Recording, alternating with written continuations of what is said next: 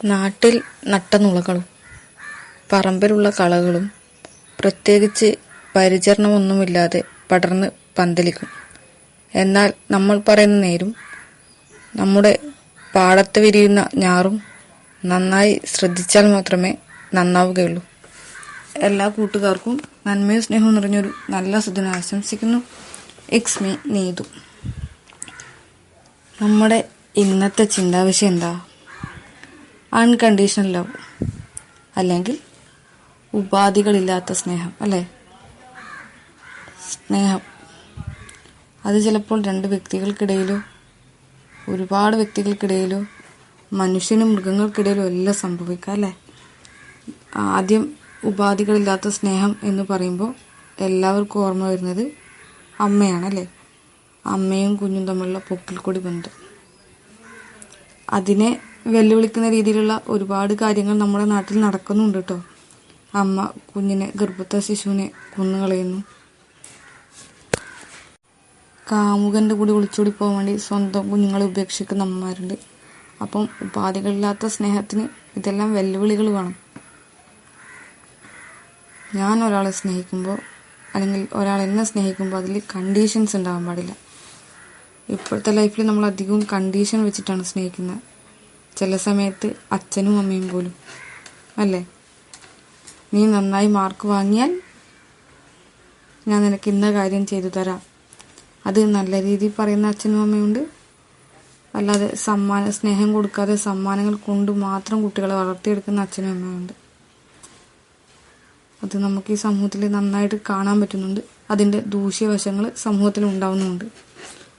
അങ്ങനെയുള്ള കുട്ടികളാണ് അരാജകത്വത്തിൻ്റെ വഴിയിലേക്ക് പോകുന്നത്. മനുഷ്യനു മാത്രമല്ല, മൃഗങ്ങൾക്കും ഉപാധികളില്ലാതെ സ്നേഹിക്കാൻ പറ്റും. പ്രത്യേകിച്ച് പട്ടിക്കുട്ടികൾ നമ്മൾ കണ്ടിട്ടുണ്ടല്ലേ? 2-3 ദിവസം നമ്മൾ കണ്ടിന്യൂസ് ആയിട്ട് അവർക്ക് ഫുഡ് കൊടുത്താൽ അവർ നമ്മളെ തേടി വരും.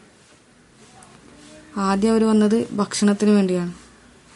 പക്ഷെ പിന്നെ നമ്മളെ അവർ ഉപാധികളില്ലാതെ സ്നേഹിക്കും. നമുക്ക് എന്തെങ്കിലും പറ്റിയ ഒരുപക്ഷെ നമ്മളെക്കാളും ആ പട്ടിക്കുട്ടികൾക്കൊക്കെ സങ്കടം ഉണ്ടാവും. വെള്ളപ്പൊക്കത്തിൽ എന്ന തകഴിയുടെ കഥ കേട്ടിട്ടുണ്ടാവുമല്ലോ അല്ലേ?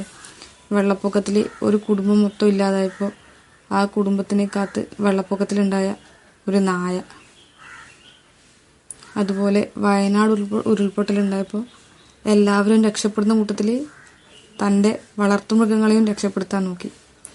അവർ തിരിച്ചെന്തെങ്കിലും തരുന്നു വിചാരിച്ചിട്ടല്ലല്ലോ ആ നായ്ക്കളെയും ആ വളർത്തുമൃഗങ്ങളെയൊക്കെ അവർ കൊണ്ടുപോയത്. അവരോടുള്ള സ്നേഹത്തിൻ്റെ പേരിലാണല്ലോ. അപ്പോൾ ഉപാധികളില്ലാതെ സ്നേഹിക്കാൻ പറ്റുമെന്ന് പറഞ്ഞാൽ എല്ലാവർക്കും പറ്റുന്ന കാര്യമില്ല. മനസ്സിന് വലിപ്പമുള്ളവർക്ക്, ആകാശത്തോളം വിസ്തൃതിയുള്ളവർക്ക് മാത്രമേ അതിനെല്ലാം സ്നേഹിക്കാൻ പറ്റൂ. നമ്മുടെ അച്ഛനും അമ്മയും ഓഫ് കോഴ്സ് നമ്മളെ സ്നേഹിക്കാൻ പറ്റും ഉപാധികളില്ലാതെ. കാരണം നമ്മൾ അവരുടെ രക്തമാണ്. അപ്പോഴും അവിടെ രക്തബന്ധം, ആ രക്തം എന്ന് പറയുന്നത്, അല്ലെ ബ്ലഡ് റിലേഷൻ എന്ന് പറയുന്ന ഒരു കോൺസെപ്റ്റ് ഉള്ളത് കൊണ്ടാണ് അവർക്ക് നമ്മളെ അങ്ങനെ സ്നേഹിക്കാൻ പറ്റുന്നത്. പക്ഷേ അഡോപ്റ്റ് ചെയ്ത ചില കുട്ടികളുണ്ടല്ലോ, അവരുടെ അച്ഛനും അമ്മയും അവരെ സ്നേഹിക്കുന്നത് രക്തബന്ധത്തിൻ്റെ പേരിലൊന്നും അല്ലല്ലോ. കാരണം അവർ തമ്മിൽ രക്തബന്ധമില്ല. അഡോപ്റ്റഡ് ചൈൽഡാണ് അവർ. അതുപോലെ അച്ഛനും അമ്മയും. പക്ഷേ അവരെ സ്വന്തം ജീവനേക്കാൾ ചേർത്ത് നിർത്തുന്ന അച്ഛനും അമ്മയും ഞാൻ കണ്ടിട്ടുണ്ട്. സ്വാർത്ഥതയില്ലാതെ നമുക്കൊരാളെ സ്നേഹിക്കാൻ പറ്റുക, തിരിച്ചൊന്നും പ്രതീക്ഷിക്കാൻ പാടില്ല. അങ്ങനെ സ്നേഹിക്കാൻ ഈ കാര്യത്തിൽ നമുക്ക് എല്ലാവർക്കും പറ്റുമെന്നറിയില്ല. പറ്റുന്ന തെളിയിച്ച ഒരു സംഭവമാണല്ലോ നമ്മുടെ പ്രളയം. അല്ലേ? നമ്മൾ ജാതിയും മതവും വർഗവും വർണ്ണമൊന്നും നോക്കാതെ പരസ്പരം സഹായിച്ചത്. നമ്മൾ പരസ്പരം കാണുമെന്ന് പോലും അറിയില്ലായിരുന്നു.